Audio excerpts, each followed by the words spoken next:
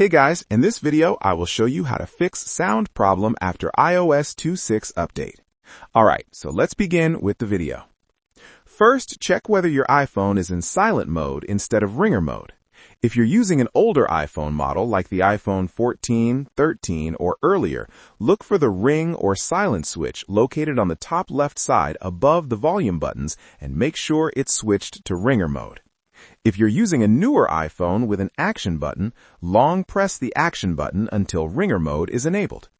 If your action button is assigned to a different function, open Settings, scroll down, and tap Sounds and Haptics. From there, turn off silent mode to enable the ringer. While you're in the Sounds and Haptics section, also check the volume slider. If the slider is set too low, your phone may ring, but you won't hear it. Slide the volume all the way to the right to increase the ringer volume to maximum and test whether the sound is working again. The second fix is to turn off Bluetooth. Sometimes your iPhone connects to Bluetooth headphones or a speaker and the sound gets redirected there instead of playing through the phone's speakers.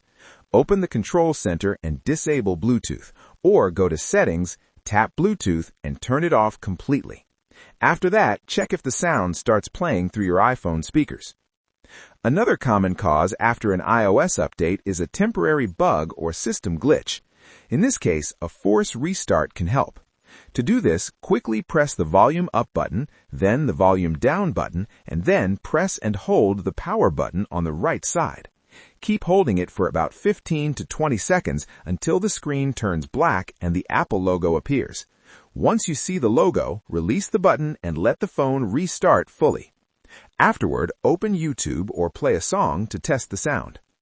The next solution is to reset all settings on your iPhone.